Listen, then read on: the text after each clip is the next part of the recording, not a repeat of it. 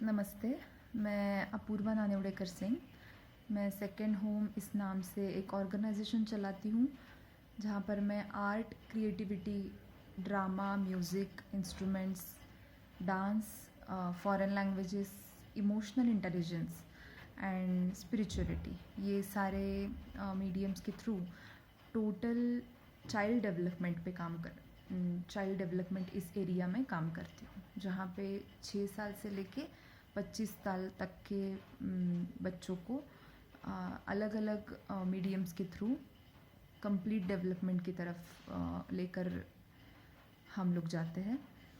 उसमें ये सारे मीडियम्स बड़ों के लिए भी अवेलेबल है, ऑनलाइन एंड ऑफलाइन। अभी आज का ये टॉपिक है नेपोटिज्म एंड फेवरेटिज्म।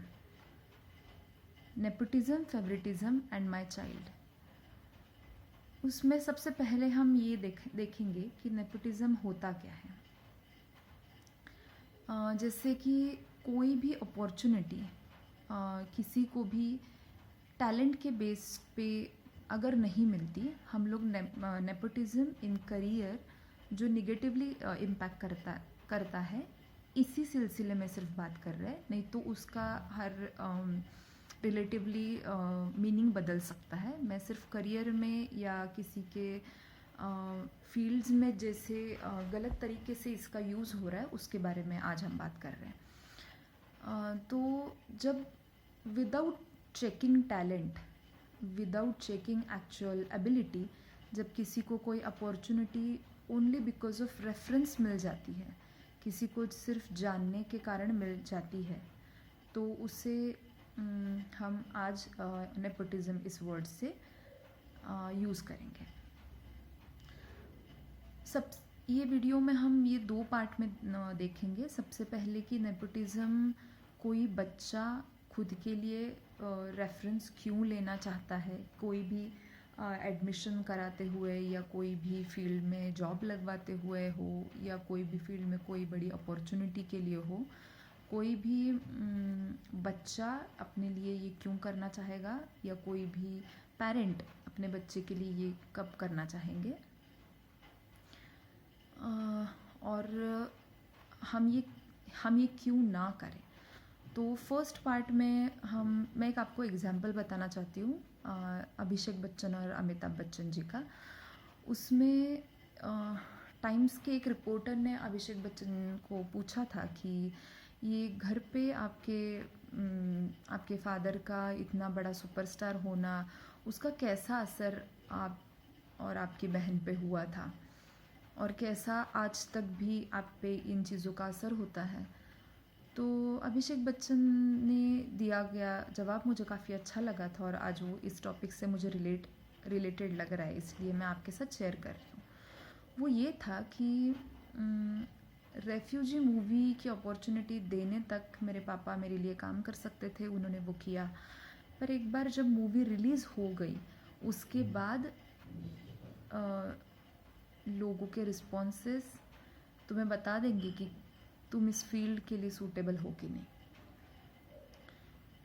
तो उसके ये कब कोई समझ सकता है, या ये कब कोई समझ कर अपने डिसीजंस ले सकता है, जो ये समझ जाए कि रेफरेंसेस से मिला गया कुछ भी, और अगर हमारा उसमें टैलेंट नहीं है खुद का, अगर फर्स्ट टाइम किसी से तुम्हें कुछ मिल जाए और अगर तुम्हारा टैलेंट भी उसमें है, और तो तुम्हें लोग पसंद करेंगे, तुम्हें उसमें इक्वली कॉन्फिडेंस आएगा, तुम्हें सक्सेस मिलेगा, तुम्हें बेसिकली खुशी भी मिलेगी।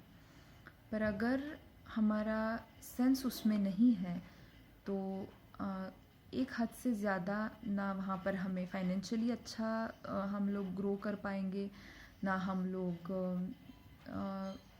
एक पॉइंट से ज़्यादा सक्सेसफुल उस फील्ड में हो सकते हैं, और बेसिकली हम उस फील्ड में कभी भी कॉन्फिडेंट फील नहीं करेंगे, हम बहुत ज़्यादा अच्छा महसूस नहीं करेंगे उस फील्ड के साथ। तो ये हमने समझा कि मतलब हमारा फील्ड और हमारा सेंस ये मैच करना बहुत ज़्यादा ज़रूरी है। तो इसके लिए क्या ज़रूरी है? तो अब मेन पार्ट आता है, वो है सेल्फ अवेयरनेस।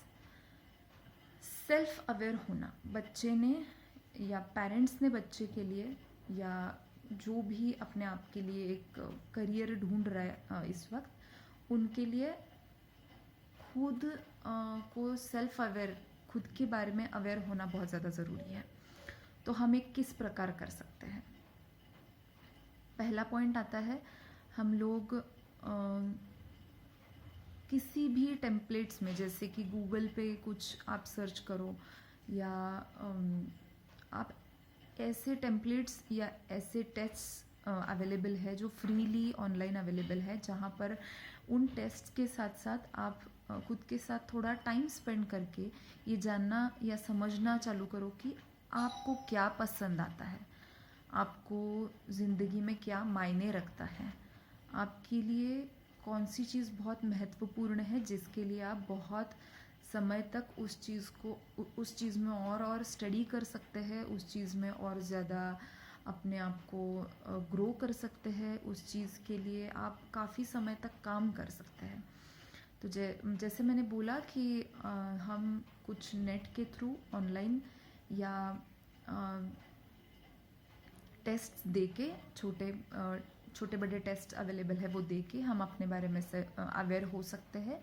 दूसरी चीज़, हम प्रोफेशनली हेल्प ले सकते हैं, जैसे करियर, आप जहाँ भी हो वहाँ पर करियर गाइडेंस के लिए लोग अवेलेबल होते हैं, और वो लोग आपको आपके सेंसेस से आपको आपके ज़्यादा करीब लेकर जाते हैं, आपको आपके बारे में अवेयर होने के लिए हेल्प कर सकते हैं। ऐसे लोगों से आप हेल्प ले सकते हैं। तीसरी चीज़, जो भी चीज़ सामने आ रही है ये सब करते हुए में, और आपको अगर लग रही है कि हाँ ये वो चीज़ है, तो वो आप करके देख लीजिए। कुछ समय बाद ही आपको समझ आ जाएगा कि ये चीज़ वाकई में काफ़ी फिट बैठ रही है कि नहीं, इससे हल्की सी कुछ अलग चीज़ मेरे लिए बनी है। तो कुछ ही समय में आपको ऐसी कोई चीज़ सामने आ जाएगी, बस ये लगे रहना बहुत ज़रूरी है जब तक वो चीज़ हमारे लिए नहीं सामने आती है। तो ये समय में आ जाएगी हमारे सामने कि मुझे ये करना है। तो जैसी ये चीज़ हमारे सामने आ जाएगी और उस चीज़ में हम एजुकेशन लेंगे, या मान लो एजुकेशन हो गया और आज हम कोई भी तरीके से उसमें करियर करना चाहते हैं, तो हम अपने आप के बारे में अवेयर होके अपने लिए एक सही फील्ड चुन सकते हैं, जिसके कारण से हमें किसी रेफरेंस की बहुत ज़्यादा ज़रूरत नहीं पड़ेगी, और किसी की हेल्प लेके आपने कोई भी जगह पर एडमिशन लेने के लिए कि किसी की हेल्प ली है, जैसे कि कोई अपॉर्चुनिटी टैप करने के लिए नहीं, पर कोई इन्फॉर्मेशन के लिए आपने ली है और उसके लिए कड़ी मेहनत खुद से की हो, तो आपको कभी भी उसके लिए रेफरेंस लेने का मन नहीं करेगा। आप ना पेरेंट्स कभी भी कभी भी कोई पेरेंट नहीं चाहेगा कि मैं इस फील्ड में मेरे बच्चे को मैं रेफ़र करूं, क्योंकि उनका बच्चा सच में उस फील्ड में बहुत अच्छा खुद से काम भी कर लेगा, खुद से पढ़ाई भी कर लेगा। तो रेफरेंसेस लेना, रेफरेंसेस देना, ये जो चेन है ये अपने आप से कम हो सकती है। ये हुआ पहला पार्ट। दूसरा पार्ट कि मैं अगर जो काम कर रही हूँ या कर रहा हूँ, मैं बहुत पसंद करता हूँ, मेरा स्किल उसमें है, मेरा टैलेंट उसमें है, पर फिर भी उस काम के साथ फिर भी वहाँ पर कुछ लोग हैं जो लोग नेपोटिज़म करते हैं, और उसके कारण से मैं मेंटली काफ़ी स्ट्रगल करता हूँ, या मैं स्ट्रगल करती हूँ, या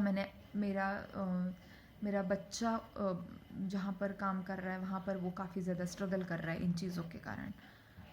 अब यहाँ पर आता है इमोशनल इंटेलिजेंस और इमोशनल अवेयरनेस, या हम अपने आप को कैसा मैनेज करते हैं, अपने थॉट्स को, अपने इमोशंस को, बाहरी कोई भी सिचुएशंस के आने के बावजूद हम अपने आप को किस तरीके से हैंडल कर पाते हैं, ये आता है सेकंड पार्ट में। पहले हमने देखा सेल्फ अवेयरनेस, सेकंड पार्ट है इमोशनल इंटेलिजेंस। उसमें सिचुएशंस बहुत अलग अलग आती रहेंगी। कोई भी फील्ड में हम लोग जाए, कोई ना कोई ऐसी चीज़ होती रहेगी जो हमें नहीं पसंद आती है। तो बेसिकली कोई भी सिचुएशन के साथ उसको रिएक्ट ना करते हुए उसको रिस्पॉन्ड हम बहुत अच्छे वे में कर सके, जो इफ़ेक्टिवली हो, जो एक एग्रेशन ना हो, जो जस्ट एक कोई ब्लेम गेम ना हो, पर हम उसको काफ़ी अच्छे वे में देख सके उस सिचुएशन को और अच्छे तरीके से रिस्पॉन्ड कर सके। इसके लिए जो बहुत ज़्यादा ज़रूरी है कि हम अपने आप को हर दिन मेंटली और इमोशनली स्टेबल रखें। अब वो स्टेबल रखने के लिए हम क्या कर सकते हैं? तो हम पहले तो अवेयर हो सकते हैं अपने थॉट्स और इमोशंस के बारे में। हम इन चीज़ों के बारे में अपने आप को या अपने बच्चों को एजुकेट कर सकते हैं। हम हर रोज़ इसकी प्रैक्टिस कर सकते हैं ताकि जब कोई भी ऐसी सिचुएशन आए जो हमारे लिए ज़्यादा चैलेंजिंग हो, तो हम उसके थ्रू बहुत अच्छे से पास हो सके। तो ये मेरे ऑर्गेनाइजेशन की तरफ से, मेरी तरफ से मेरा खुद का व्यू है इस चीज़ को लेके, नेपोटिज़म और फेवरेटिज़म को लेकर, कि बाहरी चीज़ों को हम कितना बदल पाएंगे, लोगों को हम कितना बदल पाएंगे, वो धीरे धीरे होता जाएगा। वो बहुत लॉन्ग टर्म की प्रोसेस होती है जब वो होता है। तो वो लॉन्ग पीरियड में चेंजेस आते हैं लोगों में। अभी भी लोग काफ़ी अवेयर है, अभी भी काफ़ी टैलेंट के लिए लोगों को अपॉर्चुनिटी मिलती है, दी जा रही है। तो हमें अपने आप को अपने अंदर इतना ज़्यादा स्टेबल और अच्छे से मेंटेन करना है, मैनेज करना है, और ताकि कोई भी सिचुएशन हमें हिला ना सके, हमें गलत तरीके से हमसे कुछ भी रिएक्शन ना ले सके।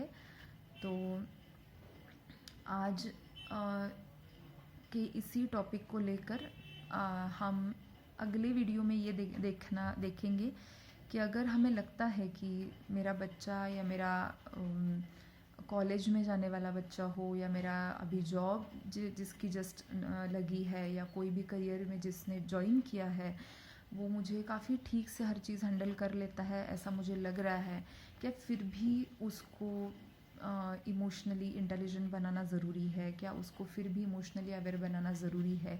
इसके बारे में हम अगले वीडियो में देखने वाले हैं। आप किसी भी तरीके से मेरे ऑर्गेनाइजेशन से कोई भी हेल्प लेने के लिए या मुझे कांटेक्ट करने के लिए मेरे इसी वीडियो के डिस्क्रिप्शन में जो नंबर दिया गया है वहाँ पर आप कांटेक्ट कर सकते हैं। एंड में मैं इतना ही कहना चाहूँगी, नेपोटिज़म हो, फेवरेटिज़म हो, जिसके पास खुद का टैलेंट हो, जिसके पास उसके टैलेंट को के लिए परफेक्ट मिला हुआ फील्ड हो, और जिसके पास उसके मन को और भावनाओं को बहुत अच्छे से हैंडल करने की क्षमता हो, उसको कोई भी चीज़ हिला नहीं पाएगी, उसको सक्सेस से कोई भी दूर रख नहीं पाएगा। तो इतना ही कह के